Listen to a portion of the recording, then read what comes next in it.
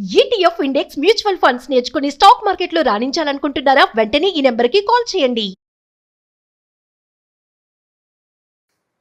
నమస్తే, welcome to Suman TV. నేను మీ సంజయ్.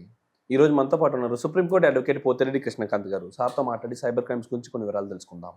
నమస్తే సార్. నమస్తే సార్, సైబర్ క్రైమ్స్ గురించి మనం చాలా వీడియోస్ చేసుకున్నాం. ఎన్ని లక్షలు ఎన్ని కోట్లు కొల్లగొట్టారనేది తెలిసింది. అండ్ అంతేకాకుండా రీసెంట్గా వాట్సాప్లో ఒక స్కామ్ అనేది వైరల్ అవుతుంది. ఆర్టీఓ చలాన్ కట్టాలని చెప్పేసి ఫోన్కి వచ్చిన ఏపీకే ఫైల్ క్లిక్ చేసినందుకు 6 లక్షలు పోగొట్టుకున్నారు 2 వ్యక్తులు.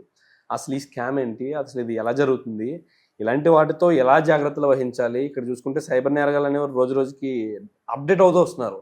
కానీ ఇక్కడ ప్రజలు చూసుకుంటే వాళ్ళు చేసే చిన్న చిన్న మోసాల్లో పడి లక్షల కోట్లు, కొన్ని వందల కోట్లు కూడా కొలగొడుతున్నారు. అసలు ఈ క్రైమ్ ఏంటి, ఎలా జాగ్రత్త వహించాలంటారు? సంజయ్ గారు, ఇవాళ రోజు మనం చూసుకుంటే మారుతున్న కాలం బట్టి మన చట్టాలు కూడా మారుతూ ఉన్నాయి. సో సైబర్ క్రైమ్స్ పరంగా కూడా మనకి ఇప్పుడు ఆల్రెడీ ఇన్ఫర్మేషన్ టెక్నాలజీ యాక్ట్ 2000 ఉంది మనకి.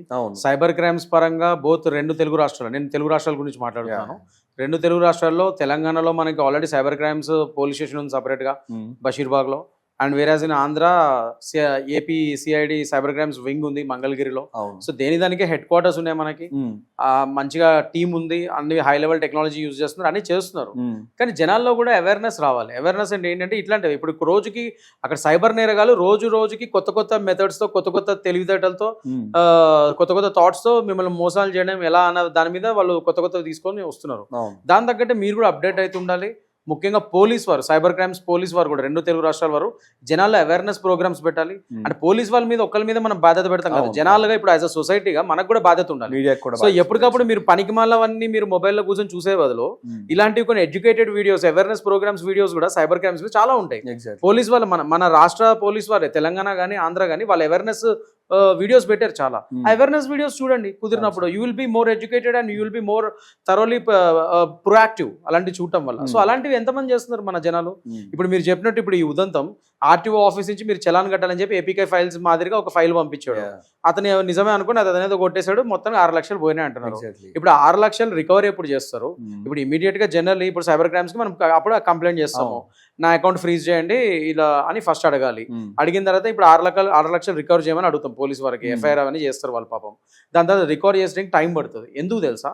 ఫస్ట్ అండ్ ఫార్మోస్ట్ థింగ్, ఇప్పుడు ఈ సైబర్ నేరగాలు ఎవరైతే చేస్తున్నారో సైబర్ నేరాలు, మీకు తెలుసు నేను బెట్టింగ్ యాప్స్ మీద కూడా ఇట్లానే ఫైట్ చేశాను. అప్పుడు ఆ బాధితుల కుటుంబాల తరపున నేను కంప్లైంట్స్ ఇప్పించాను, అవన్నీ చేశాను.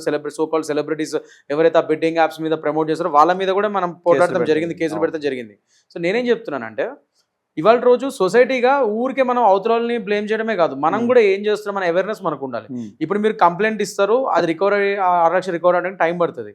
ఎందుకంటే ఫస్ట్ అండ్ ఫార్మోస్ట్ థింగ్, ఆ ఎవడైతే ఆ సైబర్ క్రైమ్స్ చేస్తున్నాడో వాడు ఇక్కడ ఇండియాలోనో అక్కడిక్కడ కూర్చొని చేయడు. వాడు ఏ చైనాలోనో, హాంకాంగ్లోనో, మలేషియాలోనో, లేకపోతే ఇంకెక్కడో కెరేబియన్ ఐలాండ్స్ లో ఎక్కడో కూర్చొని వాడు ఒక కంపెనీలు పెట్టి అక్కడి నుంచో ఐపీ సర్వర్లు పెట్టి నడిపిస్తూ ఉంటాడు.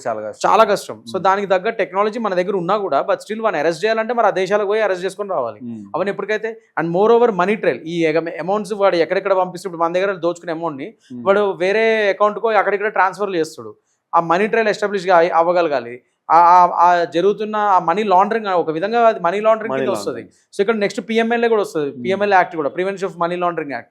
నెక్స్ట్ ఈడీ వాళ్ళు వస్తారు. అసలు మనీ లాండరింగ్ ఎట్లయింది, ఏమైంది, వాడు ఎక్కడి నుంచి ఎలా క్రైమ్ చేసిన వాళ్ళు ఇన్వెస్టిగేషన్ సపరేట్గా చేసుకోవాలి. పోలీస్ వాళ్ళు మన డబ్బులు రికవర్ చేయడానికి వాళ్ళు కష్టపడాలి. వీళ్ళ దగ్గర ఉన్న ఒక్క టెక్నాలజీతోనే అన్ని కనిపెట్టలేరు వీళ్ళు. So there are so many challenges.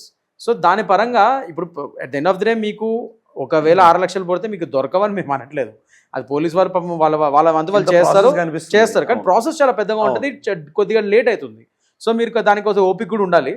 అసలు నేనేమంటానంటే అసలు ఇవన్నీ చేసే కంటే మీరు ముందే అప్రమత్తంగా ఉండి, prevention is better than cure అంటాం కదా. ముందే అప్రమత్తంగా ఉండి అలాంటి ఫైల్స్ ఏమైనా వస్తే మీరు ఓపెన్ చేయకుండా ఇష్టం వచ్చినట్టుగా ఎవరైనా ఫేక్ కాల్స్ చేసినా, లేదా మొన్నటి డిజిటల్ అరెస్ట్ ట్రెండ్ బాగా నడిచింది. ఎవడో మన ఏఐ వాడి ఫేసులు కూడా మ్యాచింగ్ అయ్యే విధంగా ఫేమస్ లీడర్స్ యాక్టర్స్ లేకపోతే ఆఫీసర్ల ఫేసులు కూడా పెట్టి మరి అడుగుతున్నారు డబ్బులు. రకరకాల సైబర్ క్రైమ్స్ వచ్చాయి. సో మీరు తెలివిగా ఉండాలి. మీరు అమ్మో ఇవన్నీ నిజం కాదు, అబద్ధం అని చెప్పి మీరు ఎప్పటికప్పుడు మీరు అది అవేర్నెస్ వీడియోస్ ఉట్టిగా యూట్యూబ్ ఓపెన్ చేసి పనికిమాలిన వీడియోస్ చూసే కంటే, అంటే మీరు ఎంటర్టైన్మెంట్ కోసం చూసుకోండి వద్దనట్లే. అట్ ద సేమ్ టైం ఇలాంటి సో కాల్డ్ అవేర్నెస్ వీడియోస్ కూడా చూసుకుంటే సైబర్ క్రైమ్స్ మీద మీరు కొద్దిగా అప్రమత్తంగా ఉంటారు, మీకు ఎడ్యుకేట్ అవుతారు. సో ఏది వాటి ఇలాంటి క్రైమ్స్ కి మీరు గురిగారు. సో ఆ విధంగా మిమ్మల్ని మీరు రక్షించుకోగలుగుతారు. అండ్ ముఖ్యంగా ఇప్పుడు సైబర్ క్రైమ్స్ గురించి మాట్లాడుతున్నాం కాబట్టి ఫస్ట్ ఆఫ్ ఆల్ మీకు ఒక సైబర్ క్రైమ్ అయ్యి మీ డబ్బులు పోగానే ఫస్ట్ మీరు చేయాల్సిన పని 1930కి కాల్ చేయాలి. అది national cyber crimes help line. వాళ్ళకి ఫోన్ చేసి మీరు కంప్లైంట్ ఇవ్వచ్చు. ప్లస్ మీ నియరెస్ట్ పోలీస్ స్టేషన్కి వెళ్ళి వాళ్ళకి కంప్లైంట్ ఇవ్వచ్చు. వాళ్ళు అక్కడి నుంచి సైబర్ క్రైమ్స్కి వాళ్ళు డైరెక్ట్ చేస్తారు, వాళ్ళే పంపించుకుంటారు, కంప్లైంట్ ఫార్వర్డ్ చేసుకుంటారు. సో మీ నియరెస్ట్ పోలీస్ స్టేషన్ అయినా మీరు ఇవ్వచ్చు కంప్లైంట్. లేదా 1930కి 1930 నెంబర్కి కాల్ చేయొచ్చు. లేదు మీరు డైరెక్ట్ సైబర్ క్రైమ్ పోలీస్ స్టేషన్కి వెళ్తా అంటే మీ ఏరియాలో మీ డిస్ట్రిక్ట్ ఉన్న సైబర్ క్రైమ్స్ పోలీస్ స్టేషన్ ఎక్కడ కనుక్కొని మీరు అక్కడికి వెళ్ళి డైరెక్ట్గా కంప్లైంట్ ఇవ్వచ్చు. తొందరగా ఇస్తే అంత మంచిది. ఇమీడియట్గా మీరు ఫస్ట్ చేయాల్సిన పని ఏంటంటే మీ బ్యాంక్ అకౌంట్లో కానీ మీ ఏటీఎం కానీ ఎక్కడి నుంచి క్రెడిట్ కార్డులో కానీ డబ్బులు పోతున్నాయి అంటే ఇమీడియట్గా ఫస్ట్ ఆ బ్యాంకులో ఫోన్ చేసి మీ ఏటీఎం కార్డ్ని క్రెడిట్ కార్డ్ని ఒక అకౌంట్ని ఫ్రీజ్ చేయమని అడగాలి. దాని తర్వాత ఇమీడియట్గా నెక్స్ట్ మూమెంట్ వెంటనే వెళ్ళి కంప్లైంట్ చేయాలి.